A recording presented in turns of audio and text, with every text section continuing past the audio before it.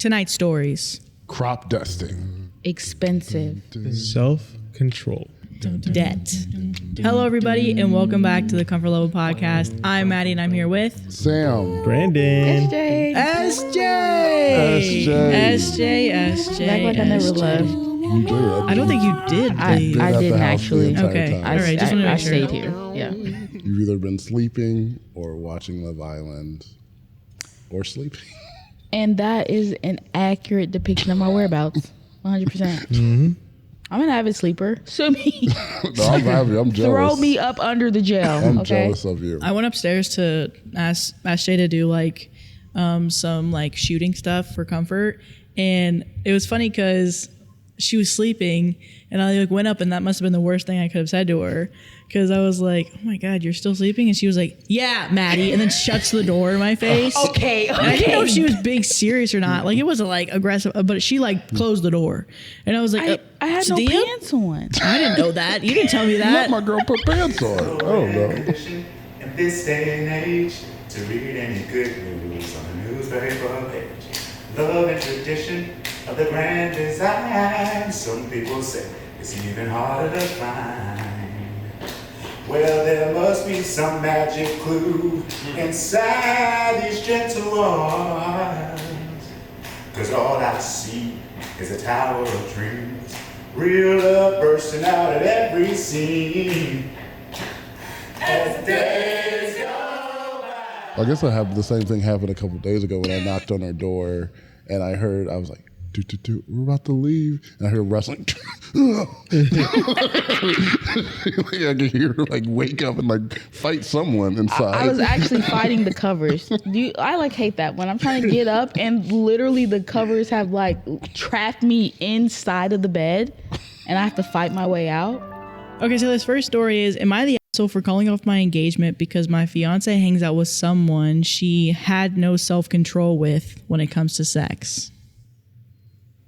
This sounds like Love Island low key. And their excuses, oh my goodness. It's my guy Miguel. Are they the asshole? No, you're not the asshole. I'd cut him off. I was engaged to my girlfriend. We had been together for about 3 years.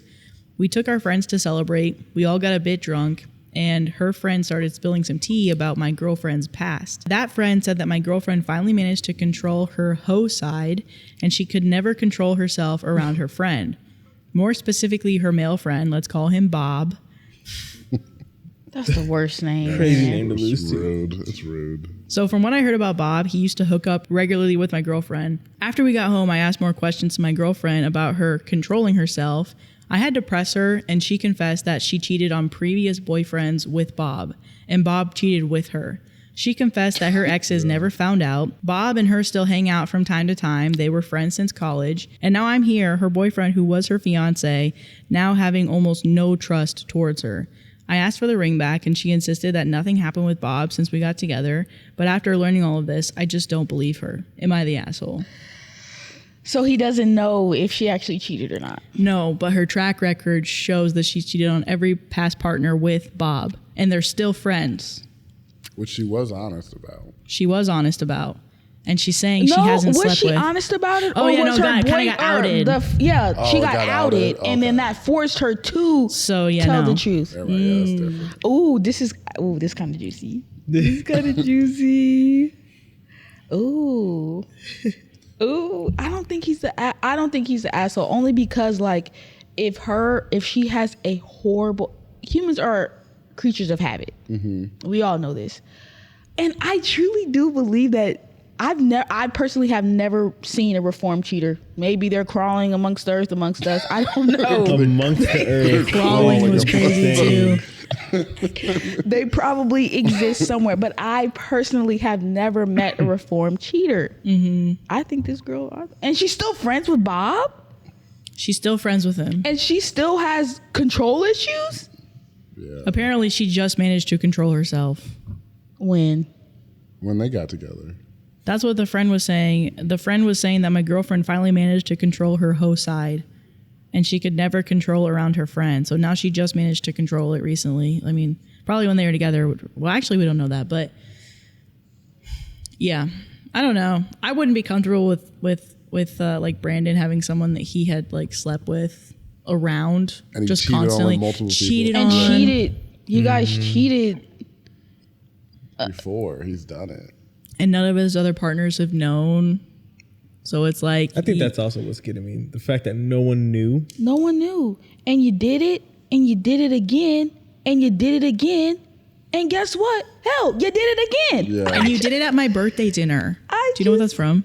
No, what is that from? No. James Charles controversy. Anyway, This reminds me of the story we did, I guess, last week, where the guy found out that what his girlfriend looked like in her work attire, and then he broke up with her. Oh, yeah. And then said all that stuff. I think you should just break it off, but don't say anything about it afterwards. Like, just break it off. Just say, hey, I'm not going to try to control you, do whatever with your relationship. You've already had that with him. I don't want to impede on that. Go ahead. You can have that. Yeah. I think it's fair to be like, I want to break it off because I just don't trust you anymore. Like, I'm confused, and that's enough for me to be like, I can't fully put my trust in you because you have cheated on all your past partners with this one person who's still in your life, and you never told them. So you're never going to tell me. I assume you're never going to tell me even if you did do it. So Yeah. now that's all I have in the back of my head is wonder and curiosity of whether that's true or not, and that's going to eat our relationship alive. So I think that's enough to be like, no. Yeah. I just think there's just a whole bunch of just temptation in that. Especially when like you're trying to get married. Like I think maybe I would have felt for her a little bit more if she just came out and said it, Right. rather than her having to be outed by someone and then her divulging everything. Right. That I feel like that would have made it a little bit different for me. But since she didn't, and she told him out of necessity because she was outed, girl, that to me that feels like you're doing something in the dark. Yeah. So top comment, Dirty she dog. should, even by her own volition, go no contact with Bob if she is serious about a future relationship. If she is defensive with the I would never, then don't trust her. Oh, yeah. Her tendency to cheat is either a property of her alone or a property of her and Bob. And if she does not want to go no contact with Bob, then she is purposely arranging for opportunities to lose control. But you are already starting out at a disadvantage if you decide to pursue a relationship with a habitual cheater. She has already passed so many of the barriers that would otherwise protect you. Chances are that you wouldn't sense anything was wrong because she is already of the cheater mindset. Her wandering eye is the norm. What's up with Bob, man? Bob must Bob be pulling. Bob got it, man. Bob got that sauce. Can he fix it? Yes, he can. Oh, no. Not the fix it, feel it on the Bob. Bob the Builder. Bob, fix it, Felix. Who do y'all think would win in a fight? Ralph's Bob the Builder or hottest one. Fix It Felix? Bob. You know, Bob, I was just about to say, Bob seemed like he's just a good, classic, hardworking man. Bob will get it done. Bob, yeah. I feel like Fix It Felix would win because he basically has infinite health. He can fix himself. Oh, true. But Bob is like a Bob will give you a man's good man. old wrench to the head. You're done. It don't matter how many times you hit yourself. He's like, boink. Bob, I don't think Bob has soft hands. Yeah. Felix might hard have soft grits. Yeah, it's got sandpaper He got hands. mitts. Bob got mitts. Oh, wait, there's an update to this, right? Yeah, there is. So, update, I broke up with her. Yes. I told her that I need to see her phone if she wants me to consider staying with her. I dug through her text messages and I found out that she messaged Bob about missing him about a year ago. About a year ago. You're right, God. Right. Bob asked to meet up after talking about all the sex they used to have, and my girlfriend only turned him down because I had moved in with her at this point. Her message was, I wish I could, but my name moved in. Let you know if I get a chance, though. Okay. That's disgusting. Okay. Oh, it's almost like history just writes itself. Oh, man. Wow. Yeah, you can't. I'm done. I packed my stuff and I'm moving in with my parents. My girlfriend apologized for the messages and insists nothing actually happened. Girl. Yeah, sure. Only because you couldn't. Thanks for all the support, by the way. Also, I swear to God, some of you all could catch your significant other butt naked with another person, but as long as you didn't actually see them, you'd be like, well, there's clearly no evidence they actually so they clearly didn't cheat. So people must have been making him mad in the comments. Yeah, because hearing that, because I don't think I'm as firm as SJ saying there's no such thing as a reformed cheater. I do think You met one? Okay. I'm not checking for them, but I'm sure I'm sure there's people who's cheated in the follies of their youth and they've matured and decided that was not the way to go. But I do think that the only way she could have done it is if she, like you said, was honest at the beginning. Yeah. And this just proves that, it was never going to work. That's one thing that scares me about people, though, is like if they were saying they have like the eye of the cheater, like that top commenter, and like they kind of know what to do, is like the fact that she was like, yeah, you can look through my phone. Knowing that there was something there. Well, because really, she didn't have any other option. What Yeah, she she couldn't say no. You can't. You can't look through it. I Okay, guess. now you look ridiculous. So now you're just suspicious. praying like, hopefully he doesn't know how to And search. she's like, oh my God, I hope he doesn't search for certain words in the search bar because yikes. You know what I mean? Because there's those fake apps now, like the fake calculator, and like that's what I would. iOS 18 is about to drop. iOS 18 Best thing wants for cheaters to they want them to thrive. They want cheaters to thrive. What's iOS 18 gonna do? In 18, they're gonna update the app so that you can hide an app. Like You can make it hidden from the screen. you can put locks on an app. So like if you go into it, you have to put in a passcode. Just cheaters paradise. Why are they doing this? Like, what is their reason? Of, They like, who do they want to use it? They want more broken families, so people buy more phones. There's more family plans. If there's smaller families, there's more family plans. Gotcha. More iPhones bought. More iPhones, And not bought. even like cheaters, but like kids doing like sketchy stuff and like getting away with I it. just can't imagine like being a parent in the digital age. Oh my God. The internet is so scary. You gotta have a degree in computer science to be a parent now. Bare minimum. Because there needs to be even parental controls over that. Like at the end of the day, Yeah. Which they do. Like I've heard some of my coworkers talk about the stuff they do for their kids. Like it is pretty in depth, but kids are still smart and they're like figuring out ways to like get around it. Yeah. Okay, so this next story is my wife divorced me 5 years after making me get a vasectomy. Am I the asshole for not being on speaking terms with her anymore? She divorced him? No. Yeah, I don't think you have to be on speaking terms with your divorce. Especially if she's like about to have kids with somebody else. Oh my God, that would like gut me. Is a vasectomy reversible? I think it's reversible, Is but it? there's a Okay. chance that you They're don't. not as I thought they were like you could just zip, zip, but apparently it's not that. But they are reversible, but it's not as easy as people think it is. And there's a chance it could be gone Yeah. forever, I think. My wife divorced me 5 years after making me get a vasectomy. Am I the asshole for not being on speaking terms with her anymore? My ex-wife, 32 female, and I, 32 male, finalized our divorce proceedings last year. We had a kid when we were 21. We got married at 25 and at 26. And my wife made me get a vasectomy because she does not want any more kids. I was hesitant because I always wanted more kids, but for the sake of our marriage, I decided to get a vasectomy, and my wife was very happy about it. However, our marriage went through its ups and downs, and we both amicably decided on a divorce because we weren't compatible. Even after the divorce, we were on good speaking terms, and we were good friends. However, a month after finalizing our divorce proceedings, I went to the doctor to check if my vasectomy could be reversed. And after evaluating everything, the doctor told me it couldn't be. I was devastated, and I really regretted listening to my wife many years ago who made me get this vasectomy and then who also divorced me later. I took a week off of work because I was really struggling with this news, and I built up a lot of resentment towards my ex-wife, but for the sake of our son, I acted like everything was normal.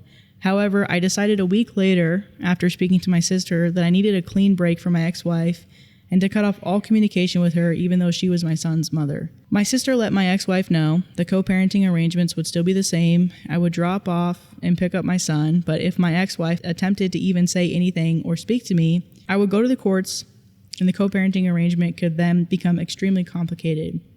Any further communication with me would be via my sister. It's been almost a year since the arrangement, and my son asks me occasionally why I don't speak to his mom anymore. He told me he's seen his mom crying many times, especially after I drop him off. And when he asks her about it, she says nothing. My sister tells me my ex-wife is very remorseful about it, and if she could take it back, she would. And she asked multiple times if she could at least communicate normally because she misses talking to me. but I will never go back on it, especially after I've now been dating my current girlfriend for at least a few months and we're becoming serious. And then top comments just says, get a second opinion. What do y'all have to say? I don't agree with this guy. I get being angry at her for something that probably should have checked up when you got the vasectomy, but you have a child with this person, and it's just something that happens. Like, it's an unlucky thing to me. Like, it sucks that it happened. You can be angry. You're not married to her anymore, so that you don't have to like spend your time with her. But this is the mother of your kid. Still talk to her. It's kind of childish to me almost. I don't know. I feel like the only thing that's holding me up is the fact that they have a kid together. Because I feel like if at the end of the day you don't want to talk to someone anymore, you should be able to do that. And I think it was a decision that they made together, and it was with the main influence of the wife. But at the end of the day, he still chose to do that for the sake of his wife. But I don't know, maybe it'll change in a few years. Like, maybe you just need time. It's difficult to heal from somebody when you have to be around them all the time. Like, when you have problems with family or, like, ex-wife, and you have to see them. Because how can you heal from them properly and treat them better and be better yourself if you don't give them time to don't speak to you? Yeah, I get that a little bit, but because of their amicable divorce, and the issue happened when he went to the doctor and they said, oh, we can't reverse it. That's where I'm like, I get the anger right there, like being angry at that moment. Like, oh my gosh, she convinced me to do this and now I can't reverse it. I'm angry for a couple weeks, a month maybe, but then to be like, I'm only gonna talk to you through my sister. I'm like, that's where the childish gets in. And now your kid's watching that.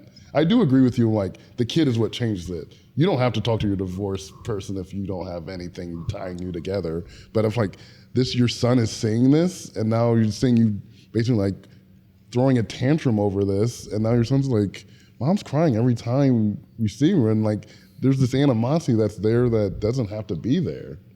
There's plenty, I think, of co-parenters who are they're not even like friends or anything, but they're like saying like, yep, you can do this, this, and this, and it's very professional almost, and there's no emotion in it. And I feel like you could have that at least, but. I think the kid, them having a kid completely makes it like a completely different situation. Because if he was single or didn't have a child and he was like, yeah, I really don't want to talk to you again, that's valid. You guys are divorced. Like, I completely get it. But you guys have a child. I understand the resentment and I understand the anger. But for him to be like, yeah, if she attempts to talk to me while they're like giving the kid away to the other parent, if she even tries to talk to me, I'm going to take her to court. Are you actually out of your mind? Yeah. When you said yourself, this is something that we did for our marriage. Nobody plans on getting a divorce. Like nobody is getting married to get a divorce. And I just think that's so messed up for him to be like, if she tries to talk to me, I'm going to take her to court and all of the communication is going to go through our sister. Now, at this point, you're putting all that burden on your child because your child is watching this. Your child is seeing his mom cry and kind of like relaying the message to you and just like building up all this confusion and just confusion, really. I think he's the asshole. I think he's the asshole. I think he does have a right to be angry at the choice that he helped make. And I think hindsight is always 20/20, where you're like, why did I do that? Like, I don't know why I did that. Yeah. But then again, it's hindsight. So obviously you're going to be like, oh yeah, that was actually, I wish I didn't do that. Right. But I think there's always a price to pay, whether you're going to pay it now, whether you're going to pay it later. Unfortunately, you're paying it later. Yeah. So, yeah. Yeah, I agree. The only thing that was kind of strange is that, did it say that she messaged saying she missed talking to him? Yeah, just like as a friend. Just as a friend? That's the only thing where I'm like, okay, that's a little strange. But besides that, I mean, you can definitely just change the relationship to keep it professional. There does not need to be any more conversation. I do think him speaking through someone else, but I'm also a big advocate of not doing that, speaking for somebody else or through somebody else when you do have like the wherewithal to do it yourself. But yeah, I don't know. I agree with everything everybody else said. Yeah, I mean, I feel bad for the sister a little bit. I mean, if she's willing to do that, I feel that's fine. But I mean, eventually, if I was a sister, I would be exhausted. Like, I'd be like, okay, all right, we did this for a few months. Right. I'm not doing this anymore. But the other thing too is, I feel like maybe this was a issue that he had been dealing with for a long time, but he was able to push it off because he was married and his life was better. But now that he was like trying to start over and he realized that it wasn't, and he said he wanted more kids from the beginning. Mm-hmm. So I think this is like a big internal thing. Mm-hmm. And I feel like if you don't want to be friends with your wife anymore, again, that's fine. Mm-hmm. Co-parenting is different. It kind of sucks that you're roping your sister into it, but it's nice that she's helping. But I think eventually you should probably just get like an actual intermediary. And then probably therapy, because I think the reason why you're so upset about it is because you might have been really considering not doing it originally, and then your wife really helped sway your decision. Yeah. And now that it's not reversible, it's really upsetting you and you're putting a lot of blame on her. But it's also okay to be like, I don't want to talk to you like that anymore. Yeah. You know? So like she misses talking to him, like, yeah, maybe we're not going to get back to the friendship that we had, but I still some communication is going to happen. Yeah. Because to me, the same conversation is just like what couples have with like birth control and like whether a woman's going to do some particular form of birth control that might be more dangerous or might have more effects on her hormones. Long term and all those kinds of decisions. And you guys come together and make a decision, but then at the end of the day, she still has the final say because it is her body. He had the final say on this, and maybe he's feeling like she did have a lot of the influence, but he still had the decision of whether to have the vasectomy or not. And he might be mad at himself a little bit, like, dang, I shouldn't have went along with it. But we all make decisions, and it sucks. I'm like, I know it sucks to have the consequences come down on you, but rough. I'm going to take another pill really quick. She took a pill in Ibiza. No, she didn't. To show Avicii she was cool. Ah, yeah. Okay. What pill are you taking? Tums. Can I help you? No, just sorry, I'm over here. Are you judging? No, silently judging over there? No, I'm over I here. never gotta watch Love Island. I'm gonna be passed out. Well, that's where the Red Bulls come into play. Like this next story. I didn't even know that was a word. It wasn't. It's not. Oh. Am I the asshole for ordering pizza at my friend's wedding because there was no food? Yeah. It sounds pretty rude, to be honest. Yeah, you can wait. That is in there. You can wait. That's not right. That's crazy. People were dancing like, I got Little Caesars coming in. They're like, am I the asshole for ordering pizza at my friend's wedding because there was no food? Me and my wife were invited to my friend's wedding. The wedding was going to have about 70 people with mostly family. When we got there, we were seated at a table with some other people. Nice people, and we mingled well and had a good time chatting. The wedding was also quite nice. Both my friend and his new wife were very happy. After the ceremony, every table got 2 bottles of wine, bread and butter, and there was also an open bar. So we started to have a few drinks. Then the food came out. It looked really good. The food was set up for a buffet. I was half buzzed and looking forward to getting some food in my belly. When it's time to eat, a few tables at a time were going to get called, which is fine.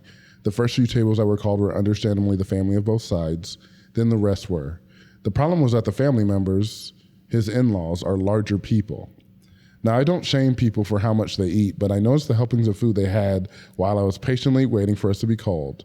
I also noted that they went for seconds before all the tables were called, and no one stopped them.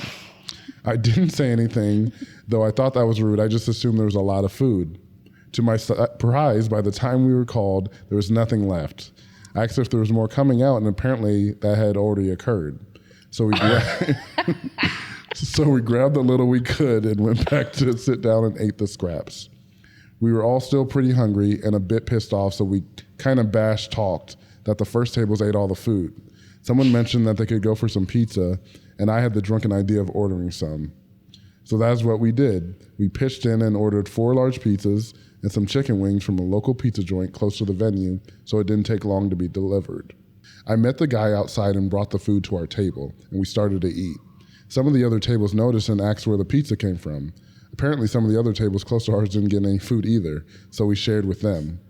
This caused some commotion because other people were looking for and asking the wedding party if there were pizza available. I guess there were others that didn't get to eat either. We did share with anyone who asked us. My friend came to talk to me about why I ordered the food. His bride was not happy about it. It ruined the aesthetics. So I told him that we didn't get to eat and that the food ran out long before our table was called, and we were really hungry. He then asked why we didn't step out and eat then come back. Though annoyed about that, I respectfully explained to him that we were all drinking on an empty stomach and that it probably wasn't the best idea to have drunk people walking around looking for food. I didn't think he liked that, but he went back to his bride who was glaring at us. After we finished eating, one of the in-laws came to our table and asked where the pizza came from. This is where maybe I was the asshole. There were 2 slices left. I knew he was eyeing them. I asked the other people at my table if they wanted one. Everyone declined.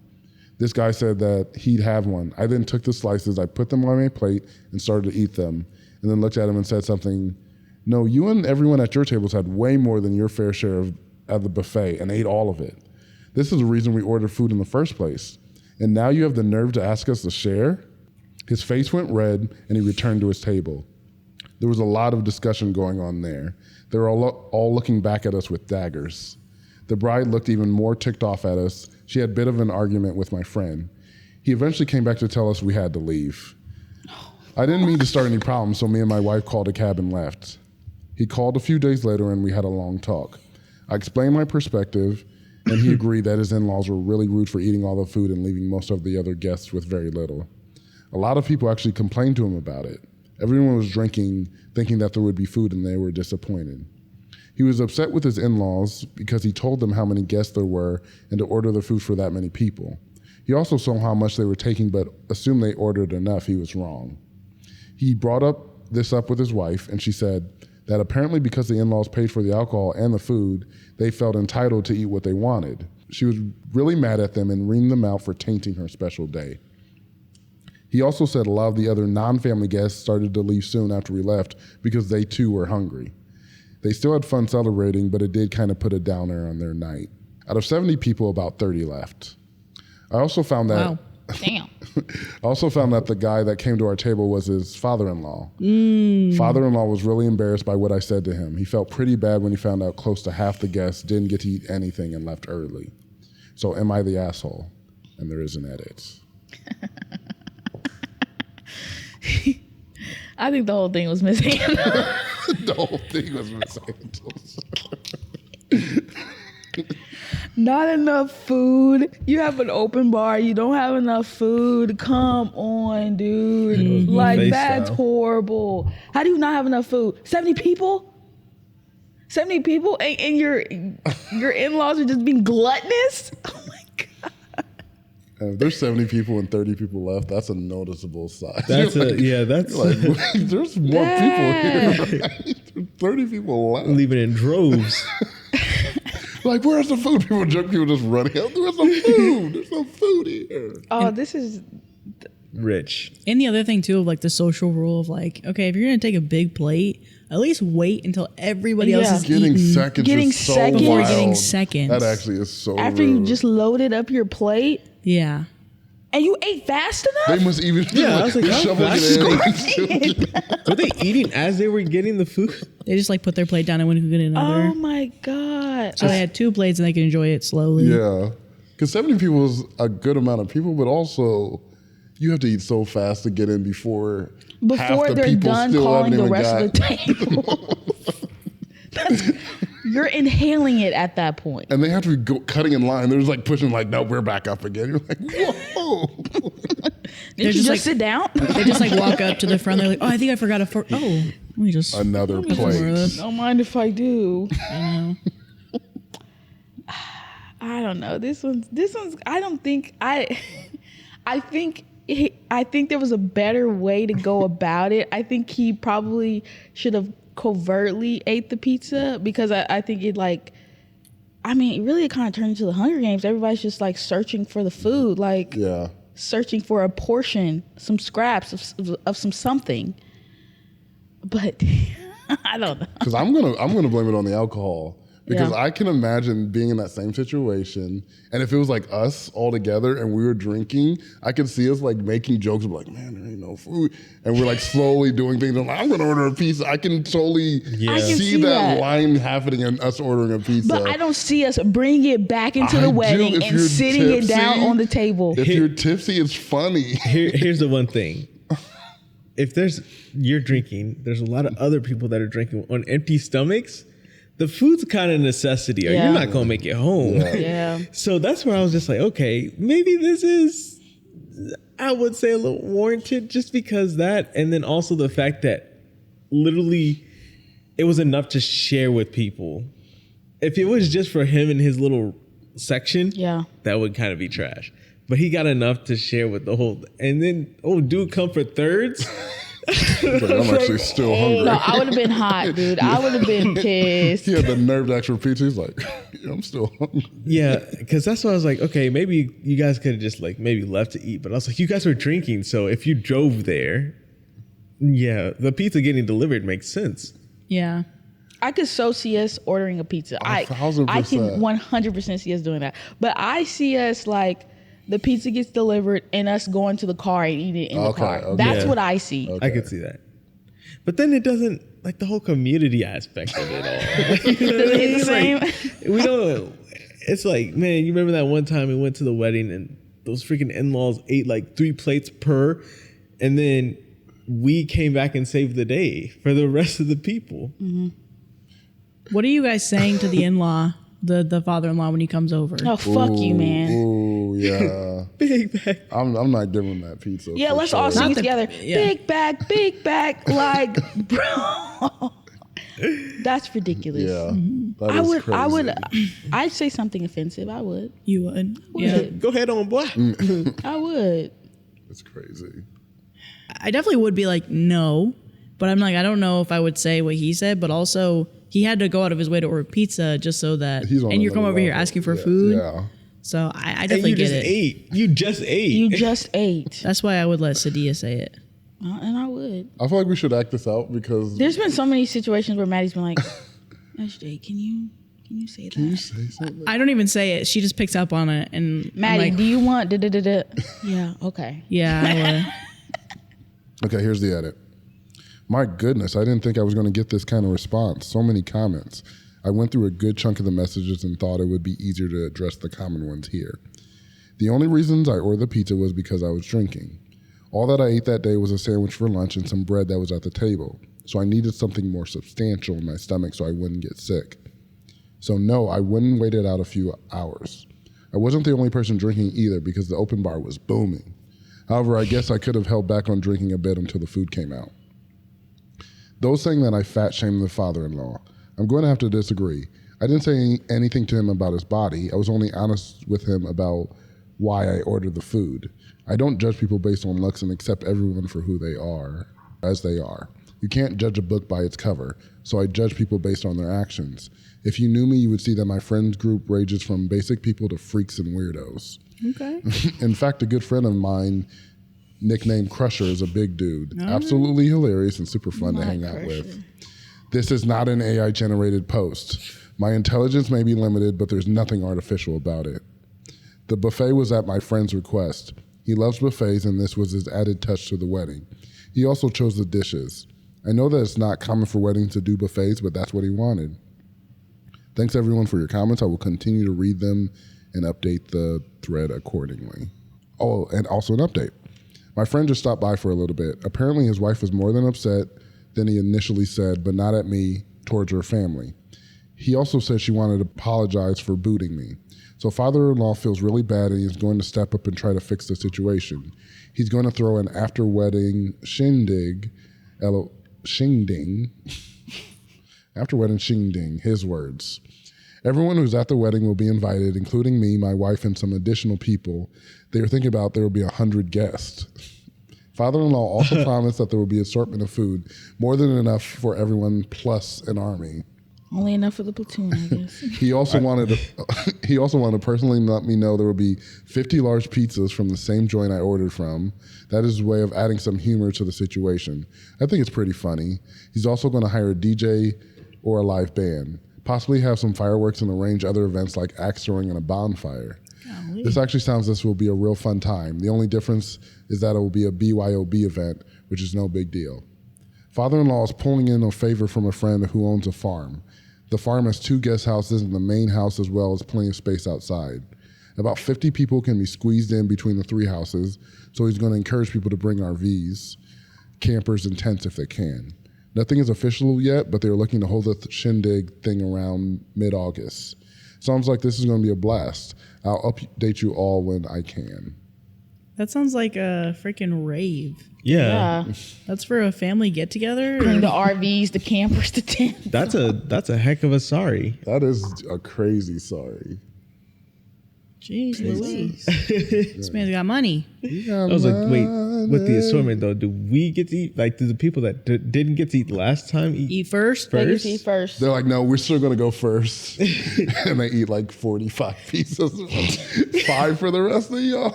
It's the same thing happened. 5 for 100. They did. You're like, what? You know what sounds good right now? What? Lo mein. You know what sounds good right now? Taco Bell. Yes. I would be down. Please. How'd I do? We'll just take the SUV, like this next story. Damn it. I was going to say expensive. I was going to fit that in there somewhere. Are we locked in? Maddie. She is downing those. She is crushing.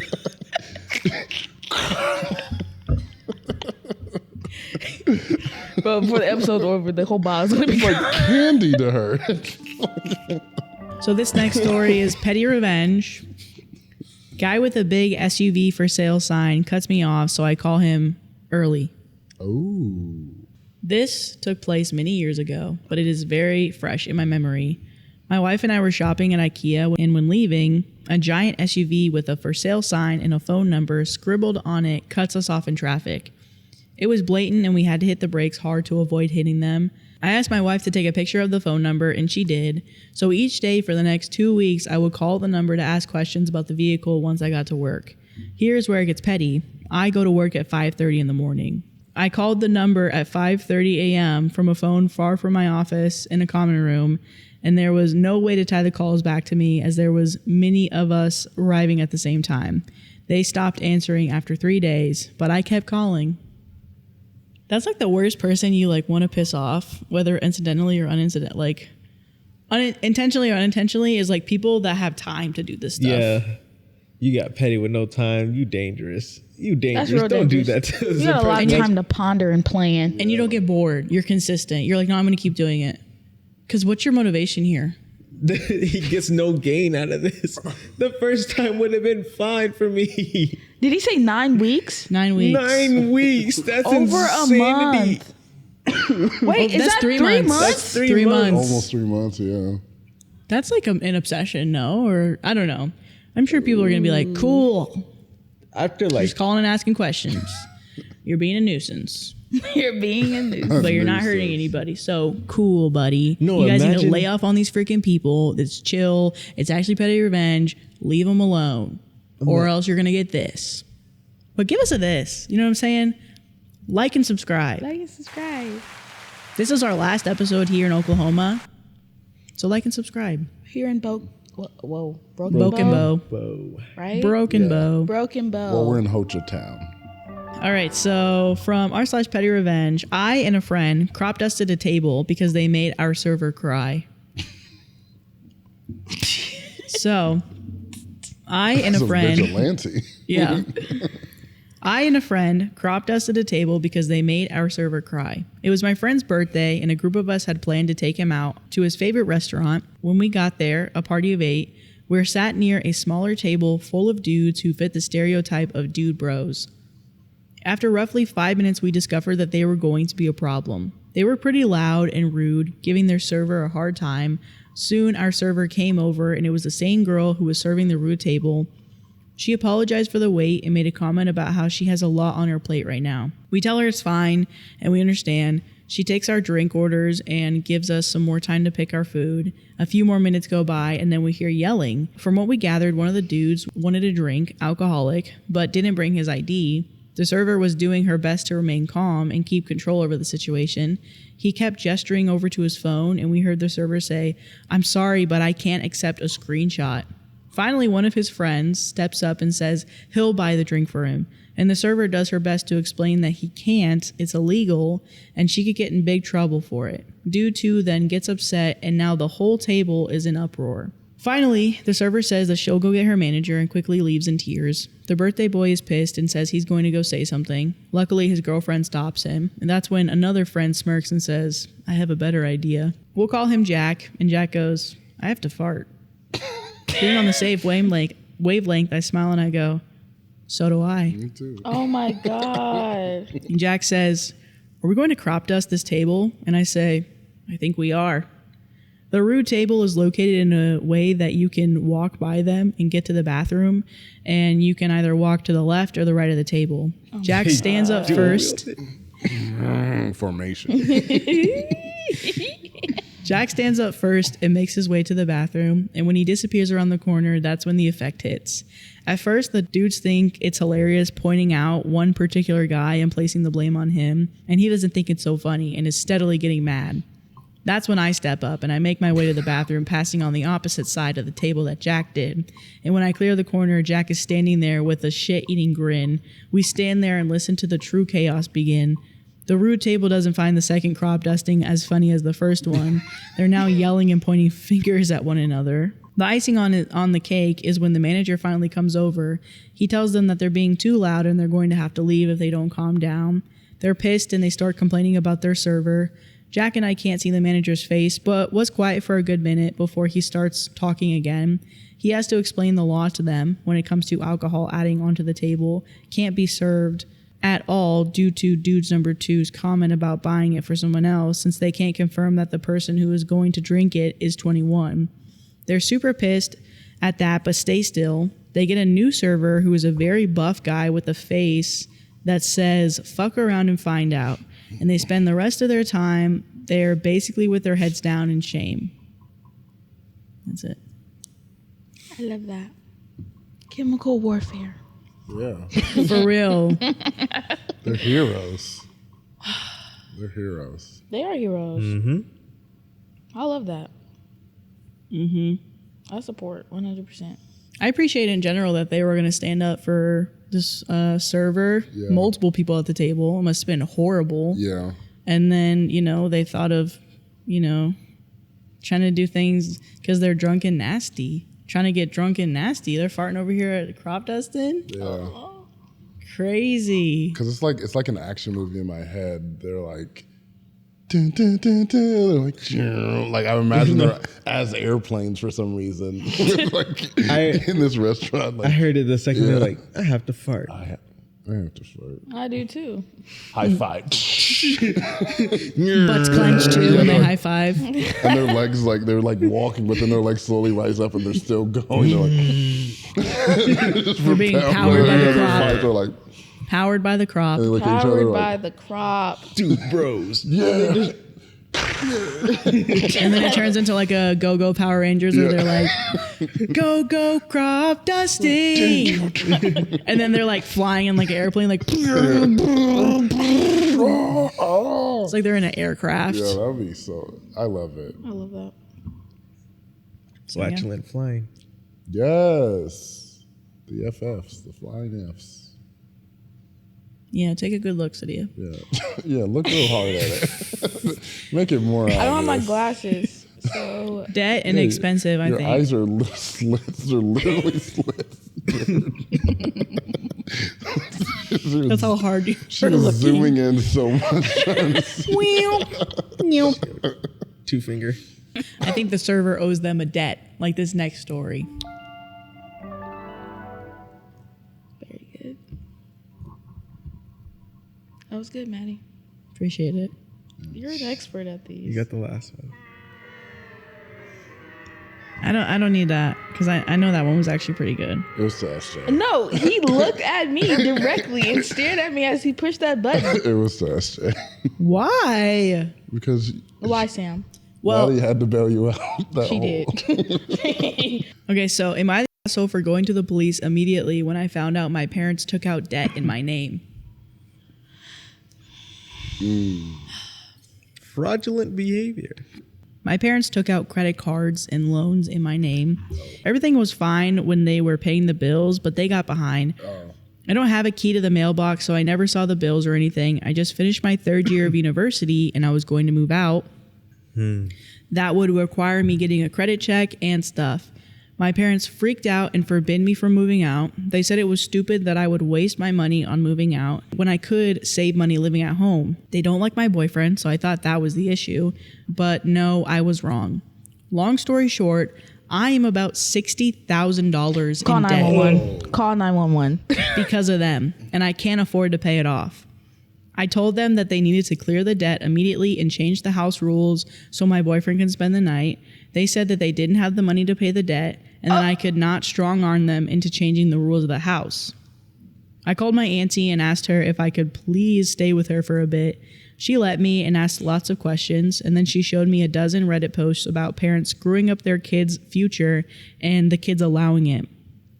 I went to the police and I reported it.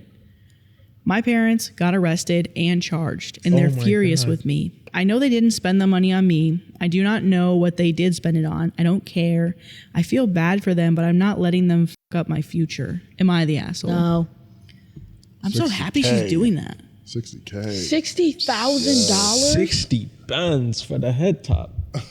The thing that kind of frustrates me is how common it is, because I'm like, I literally know somebody in real life where this happened.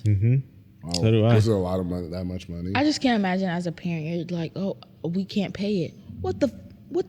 Okay, sorry. Yeah. What the hell do you mean you can't pay it? You charged it up. You charged up the card. What do you mean you can't pay it? ran up a credit card in my name, and now you want to play in my face and tell me you ain't got the coin And loans. loans.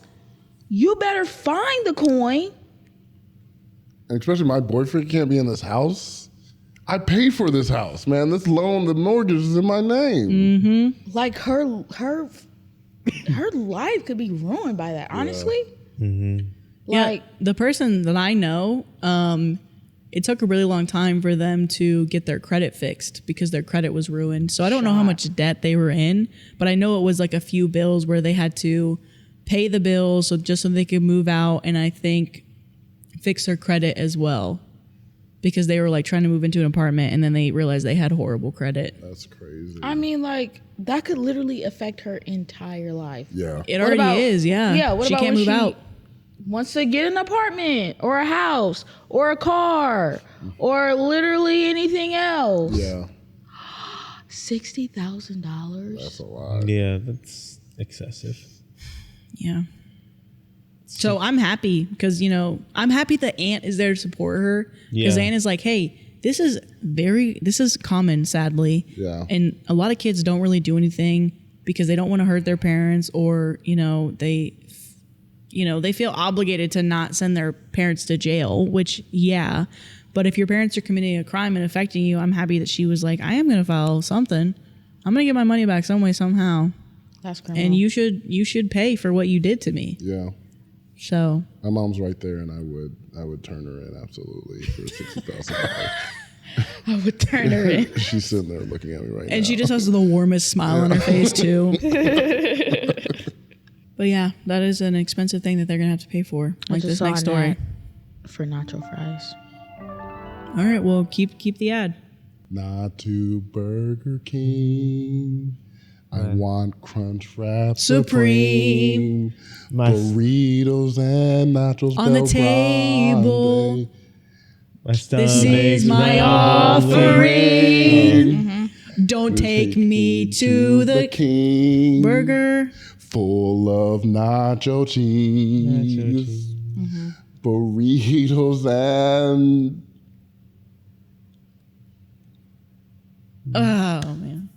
Too long of a hesitation. Yes. My stomach's rumbling. Hey, don't take me to Burger King. Oh man, that was. Wow, applause. I think we should applause that one. Sometimes the spirit gets in you, and it hit Brandon. Oh my! Let him use you. Yeah, the stomach rumbling.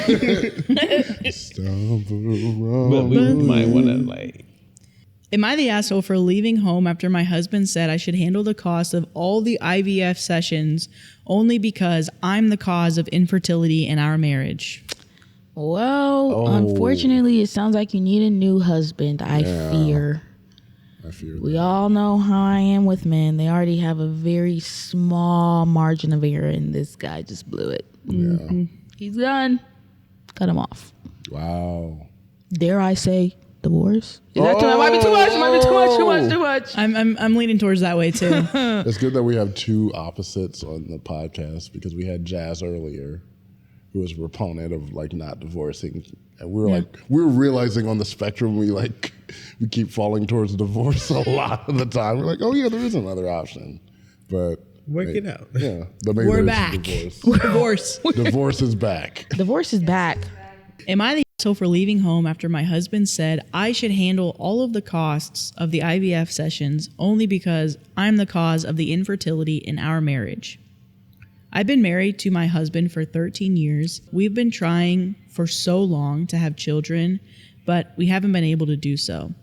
We've tried many methods and nothing has worked. The mental toll would be a lot for us, so we'd take some time before and then we'd try again. A friend of mine suggested we try IVF, and I told my husband and he agreed to the suggestion. IVF sessions are costly, yes, but me and my husband have enough savings to afford them. I spoke to him again about it and he said he wasn't sure we should take this route. He pointed out how one session isn't guaranteed and that we'd have to pay for it and that we'd have to pay for more. Again, I mentioned how he and I can afford it with our money combined, and he looked at me intently and then told me that logically, since I'm the cause of infertility, then he thought that I should handle the cost of the IVF sessions by myself. I was shocked. I couldn't even muster a response to what he had just said. He said it to my face straight. I felt so hurt and I exploded on him, and he acted like I was being unreasonable. And then he said he was not obligated to pay for my own medical issues. I lost it and decided to go pack my stuff and go stay with my mother. No response from him after that, just a text stating, "Truth hurts." And he doubled down? That he sent Gross. when I rejected his phone call. I got blamed by family saying that I'm overriding his feelings and saying that he had the right to open up about how he felt when I kept pushing him about the IVFs, especially considering his mental health state from being able to become a father, which is a human right that he has. Yes, I do take responsibility for my infertility, but this was too much. Did I overreact? Was I wrong for taking a stance against what he said and leaving? Edit for clarification, I'm the one struggling with infertility due to other medical issues I have. The doubling down. Like, people say some dumb stuff sometimes, but that was really hurtful what he said. Sam says dumb shit all the time. Got a nerve to point at me. Hey, hit that applause button for me. I'm not talking to you, Sam. Oh, you did it. I swear I thought you were going to hit a boo. The little chuckle. I love that. Oh my God, this is the stuff that like really grinds my gears. Bro, because it's from your partner. Like, the person who you're supposed to do life with, and they're telling you such a hurtful statement. Yeah. And it's like so nonchalant. And then when they like see that you're upset, they just double down. Mm-hmm. Truth hurts. What? It's crazy. Years? And honestly, like, obviously she doesn't want to have infertility issues. They're actively trying to have a child. And I think as a woman, you definitely internalize that because you're like, fuck, like, I'm a woman, like, the one thing that I'm supposed to be able to do, I can't do. And she's hearing that from herself. And then to have your partner be like, yeah, it's your fault we can't have a kid. Mm-mm. And then she's internalizing it even more because later in the post, she's like, well, I do take accountability. There's nothing for you to take accountability for. You act like you're actively trying to be infertile. Right. Mm-hmm. Like the fact that he's even trying to split up a bill that they both have is crazy. We're going half on this baby, man. This is both of us. How are you going to nickel and dime a child? Nickel and dime your wife for your future child is crazy. That's crazy. Insane, actually. And yeah, Sam mentioned earlier, 13 years they've been together. I think that would be the bigger blow. Like being together with someone over a decade and them like having such a slap in the face with saying something like that. Oh my God. That's incredible. In the worst way. All right. So one of the comments, our top comment is, no, that's one of the shittiest things I've ever seen written on these God-hated boards. Be glad he showed you that side of himself before you had a child with him. And somebody else responded, I mean, if they actually got tested and he wasn't shooting blanks, let's just admire her body for rejecting low-quality genetic material. Hey, yo!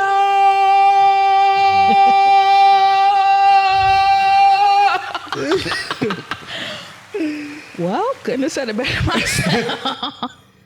That sounded satisfying to my ears. That was music to my ears. Wow. I love that. That was I great. like that a lot, actually. Well, what I an think that's episode. it. I think we did it. We filmed 10 episodes here. Woo, woo, woo. We were here watching Love Island. Yeah. Man, oh man, we just finished the episode where they come back from the villa and you see who's coupled up with From who and who's Casa left Amor. single. Yes, from Casa Amor. So that's where we're at. Crazy. Life changing. One of the best episodes ever. Exuberant. Rattled me to my bones. But yeah, this is it. We got it. We filmed a lot of episodes here. This is our little filming content trip. It's been really exciting. So hopefully we do another one soon. This merch we made exclusively because we went on this trip. So you'll see it in the back. It says Broken Bow 2024. This is honestly genuinely one of probably my favorite shirts. I would say to get a size up because it does shrink kind of quickly. Tight. But very comfortable. I love the colors. I love the colors. And right in time really for like the fall, I design. feel like. Fall. so if you guys want to get this, it's it should be linked below, so you should be able to grab it if you want. Please. And if not, it's okay. We'll still wear it. So. I will. I'm still going to wear it probably, regardless. And if you watched all of these episodes, tell us what your favorite moment was, who your favorite guest was. I feel like my favorite episode, I have a feeling, is going to be the one with Sam's mom, because there was the epic prank, and the moment when Sam did the "Who's my dad" with his mom around was crazy. Because she was like, I'll tell him who your dad is. And he was like, don't say the name, but who's my dad? But don't say the name, but who's my dad? But who is he? So, what was your guys' favorite moment? Definitely that. But then the prank and the "Who's my dad?" That was hilarious. And even the acting when I'm like, I was like just acting the whole time. Yeah. And then you're like, I never knew. That was great. But I don't know if it's going to be in there. But the Kilimanjaro joke, because that took us both out. Maddie, they did not care about will it. continue to throw Kilimanjaro in our face for the foreseeable They future, I didn't feel care like. about it, but it was the funniest thing to We say us. it to each other since then, like at least 5 times a day. We've said it to each other with no context. We'll just walk by and say Kilimanjaro and then walk Kilimanjaro. away And y'all just on the same because wavelength. it's that good. It was like, or Jill, even though it was bad for us, Jill making the rule of the nose goes. Yeah. And just how the downfall just happened. That was hilarious to me. Those are my favorite points. Recording. My favorite is Joe singing the song. So good. I was going to say that. I wasn't even on that Joe singing episode, the but song I is top enjoyed for me. listening. My low light is the prank. If we're doing low lights, the worst probably moment of my life was that. What's the prank? Was the prank. Yikes. And I've been through things in my life. And that was by far the worst thing that's ever happened. Okay. But thanks, Brandon. You're welcome. I made you a new low. You should that's be it's appreciative. Really good. I'm like, I never thought I'd feel again, and now I know it can get worse than what So it rare condition in this day and age to read any good news on a newspaper page. Love and tradition of the grand design. Some people say it's even harder to find. Well, there must be some magic clue inside these gentle